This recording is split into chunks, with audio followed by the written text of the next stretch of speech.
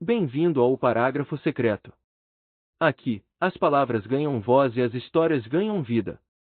Abra o livro, coloque seus fones, e embarque conosco em A Sombra dos Deuses, de John Gwynne.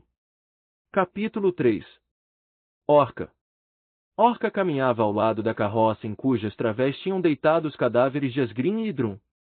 Estavam tapados com um cobertor de lã grosseira, que o sangue ia ensopando. Orca fungou e olhou à sua volta.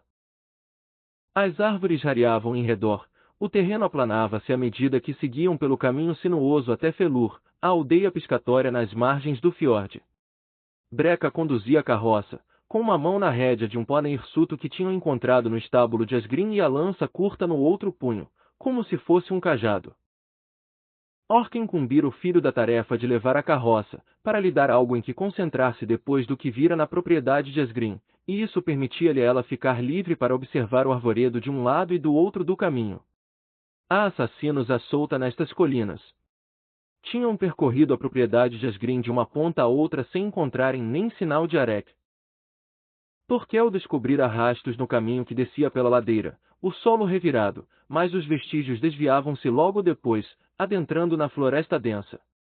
Após uma discussão acalorada, tinham-se posto de acordo. Torquel seguiria os rastros, enquanto Orca e Breca levariam os cadáveres até Felur. Teria preferido ser ela tomar o caminho perigoso e a seguir os assassinos de Asgreen, mas ambos sabiam que Torquel era melhor batedor. No final, o marido despedira-se dela com um sorriso e desaparecera no arvoredo, silencioso como o fumo, apesar de todo o seu volume. Orca mirara-lhe as costas com um esgar, expressando a preocupação como se tratasse de uma zanga. Depois resfolegara em sinal de reprovação e começara a descer o caminho com passos pesados, ordenando ao filho que guiasse o pônei. "O papá vai encontrar o Arek?" perguntou Breca, de olhar fixo no solo diante deles. Já tinham deixado a neve para trás, nas terras altas, e o caminho enchia-se de poças e lama onde antes houvera neve e gelo. "Talvez", grunhiu Orca. Olhou para trás, para as colinas envoltas em nuvens. Torquel jurara-lhe que, se encontrasse o rapaz e os assassinos de Asgreen, iria ter com ela, não os atacaria sozinho. Mas ele é um mentiroso. E não será capaz de deixar o rapaz em perigo. Se é que ainda está vivo.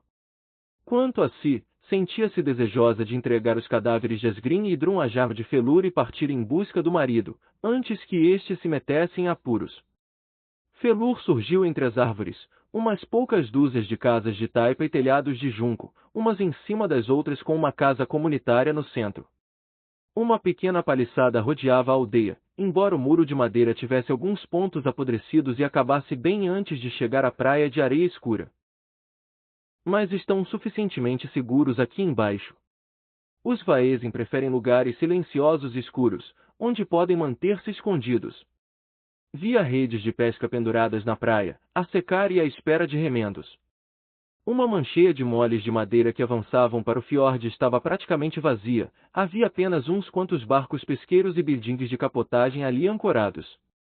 Cabras baliram a passagem da carroça, enquanto Orca alargava o passo das pernas compridas para acompanhar Breca. Estava um guarda encostado a um dos postes do portão, um homem que ela já tinha visto, embora não soubesse o seu nome. Ele assentiu-lhe com a cabeça, sem se dar ao trabalho de espreitar para dentro da carroça. Sempre que iam à aldeia, Orca e Torquel levavam uma carroça cheia de peles para vender, portanto, por que haveria de ser diferente daquela vez?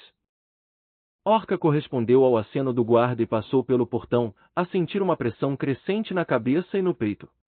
Olhou para a barra transversal lá em cima e viu o refulgir de osso bem enterrado na madeira, o astrágalo de um deus morto, ainda a pulsar com um resquício do seu poder, contribuindo para manter os Vaesen fora da aldeia. A pressão na cabeça aliviou-se à medida que ela avançava por uma rua enlameada, afastando-se dos portões. Embora não houvesse praticamente guardas ao portão, a aldeia era bastante movimentada, com muita gente a avançar para a casa comunitária. Era também para lá que Orca se encaminhava, pois aí esperava encontrar Sigrun, a Jarro de Felur. Passou com Breca por chiqueiros enlameados, pelo brilho laranja e o estrondo martelado de uma forja, depois pela taberna, onde o fedor a cerveja, cevada e urina deixava o ar carregado. "O que é isto?" Perguntou um homem saído da taberna, a piscar os olhos contra a luz do dia. Orca conhecia-o, Vic, um pescador com quem ela e Torquel tinham feito negócio muitas vezes. Tratava-se de um homem grande, de rosto largo e conversa franca. Magoara um braço quando seu barco pesqueiro for apanhado por uma tempestade no mar, pelo que deixava que os dois filhos enfrentassem as águas enquanto o braço sarava. Tinha os olhos turvos, veias vermelhas nas faces. Orca inspirou e arreganhou o lábio. A julgar pelo fedor, ele estaria melhor no mar. O Asgrim e a Idrun. Orca indicou a carroça com a cabeça. Vic fitou as manchas ensanguentadas no cobertor de lã sobre os dois cadáveres. E o Arek desapareceu, comentou Breca. Como? Perguntou Virk, enquanto outros já se reuniam à volta da carroça. De velhice não foi, resmungou Orca, seguindo o caminho. Virk seguiu-os, outros acompanharam-no, a notícia ia se espalhando. A carroça chegou a um pátio diante da casa comunitária, onde 40 ou 50 pessoas estavam reunidas, pelo menos metade da população da aldeia, havendo mais a chegar. Um jovem saiu da casa, era Govar, sobrinho da Jaro Sigrun e um dos seus drengas, com outros 3 guerreiros atrás de si. Govar avançou com passos gingões e parou entre 2 pilares de madeira no cimo de uns degraus largos que davam para o pátio. Tinha uma espada à cinta, a túnica vermelha de lã com bordados feitos num tir no pescoço, nas mangas e na bainha. Num braço, trazia uma bracelete de prata. O seu cabelo estava oleado e apanhado atrás junto ao pescoço, com um fio de couro e prata, e os primeiros pelos de barba cresciam-lhe no queixo. Tinha o nariz pontiagudo e com um pingo a brilhar ao sol. Orca olhou para o seu filho. A julgar pelo ânimo nos olhos de Breca, qualquer homem com uma espada impressionaria a sua cabeça cheia de sagas. Que se passa aqui? Perguntou Orca a Virk, que se pusera a seu lado. Apesar de ser alto, ele tinha de levantar o olhar para corresponder ao dela. O Govar desceu pelo rio num seque hoje de manhã. Consta que a Jaro Sigrun o mandou para cá até regressar. A Jaro Sigrun não está? Virk olhou para a Orca como se ela fosse louca. A Jaro Sigrun foi convocada, tossicou. Quero dizer, convidada para a corte da rainha Elka, em Daro. Há mais de 2 meses que não está cá. Orca arqueou uma sobrancelha e assentiu com a cabeça. Trago notícias. Anunciou Govar, ao que a multidão se foi calando. Deixou que o silêncio se instalasse, claramente a desfrutar do seu momento diante do público. Cabe-me anunciar-vos que, dentro de 9 dias, a Jaro Sigrun estará entre nós novamente. Ela pediu-me que vos dissesse que a rainha Elka é justa, boa e sábia, e que poderíamos fazer bem pior do que jurar-lhe lealdade. Ficar sob o seu cuidado seria benéfico para nossa aldeia. Sob o seu cuidado, resmoniou Virk. Não se passou assim tanto desde que em Felur todos éramos homens e mulheres livres, e que rainhas e reis eram já os merdosos demasiado convencidos. Orca não discordava. Queres dizer domínio, não cuidado? Gritou ele, ao que outros juntaram as suas vozes. Os tempos estão a mudar, replicou Govar, com um olhar duro para Virk e para a multidão. O Jaro Sotor ameaça-nos ao ocidente, os Vaezen tomam-se cada vez mais ousados, assassinando e roubando. Ficaremos melhor se nos juntarmos aos fortes, e a rainha Elka é a mais forte. Mais resmungos. Quando a Jaro Sigrun regressar, haverá uma assembleia, que terá lugar no Rochedo do Juramento, na qual todos poderão dizer o que pensam destas questões importantes, anunciou Govar, apontando para um ilhéu rochoso no fiorde, coberto de musgo verde cheio de fetos e árvores vergadas pelo vento. Vozes de protesto ressoavam, faziam perguntas. Guardem os resmungos para minha tia e a assembleia, resmungou ele. É tudo. Orca tirou as rédeas da mão de Breca e fez o pônei avançar, puxando a carroça por entre a multidão. As pessoas afastaram-se para lhe dar passagem. Drengar Govar chamou ela numa voz alta que se fez ouvir. Govar parou e virou-se, olhou para a Orca, para a Breca e para a carroça. Limpou o pingo de ranho que lhe caía do nariz.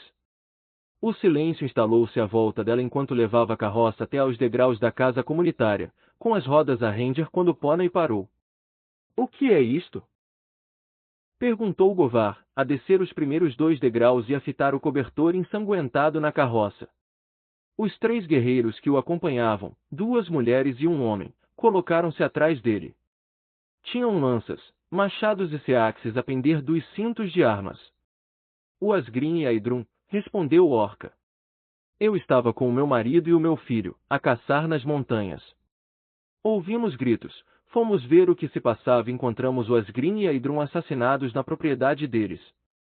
Afastou o cobertor. Arquejos espalharam-se pela praça. Estão a ver, gritou Govar. Os Vaesen já matam nas nossas próprias colinas. Precisamos da força da rainha Elka. Isto não foi obra dos Vaesen, contradisse Orca. PFFF. E como é que tu sabes? Perguntou Govar, lançando-lhe um olhar desconfiado. O pingo de ranho tinha começado a espreitar de novo da ponta do seu nariz. Acaso és uma feiticeira Seir, capaz de ver o passado? E mirou-a com um ar arrogante, como se tivesse acabado de ganhar alguma grande competição de intelectos. Não preciso de ser uma feiticeira Seir para reconhecer um ferimento de espada no coração quando vejo.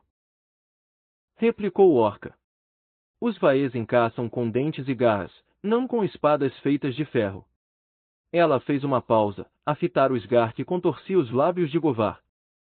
Seria de esperar que Govar, o temível Drengar, percebesse isso com um mero olhar. Arrependeu-se das suas palavras assim que lhe saíram da boca, ciente de que só lhe trariam problemas. Mas não lhe agradava o esgar no rosto convencido e arrogante dele. Uns quantos risos trocistas pelo pátio fizeram-no corar e lançaram um olhar irritado à Orca, a quem disse: ermitões a viver na floresta, estavam a pedir sarilhos. O Asgrim e a Idrun não provocaram isto, replicou Orca. E o Arek, filho deles, foi levado. Guinchou Breca com a sua voz aguda. Crianças sequestradas, disse Vir, que seguirá Orca por entre a gente. Não é a primeira vez que ouço algo assim. Orca mirou-o de senho franzido. Govar desceu os restantes degraus da casa comunitária e postou-se diante dela. Orca era mais alta e corpulenta do que ele, mas ele tinha a arrogância dos poderosos no olhar, essa crença de que ninguém é melhor ou mais rápido. Com um formigueiro no sangue, os sentidos de Orca entraram em alerta. Era o presságio da violência. Se eu digo que estavam a pedir sarilhos, é porque estavam, disse Govar, numa voz sibilante como uma espada a ser desembainhada. Tal como tu. Os 3 guerreiros nas escadas aproximaram-se, com as mãos pousadas perto das armas. Orca fitou Govar, sentiu os músculos do maxilar arretesarem-se. O sangue latejava-lhe nas veias. Ouvia vozes distantes na sua mente, gritos, uma imagem ocupou-lhe o pensamento, de um machado a cravar-se num crânio. Estás a tremer, comentou ele. Temes-me? Seria sensato da tua parte. Orca pestanejou, vislumbrou o tremor no seu braço, no punho, a chegar a lança. Olhou para Breca, cujo olhar preocupado ia passando de si para Govar. Inspirou profundamente.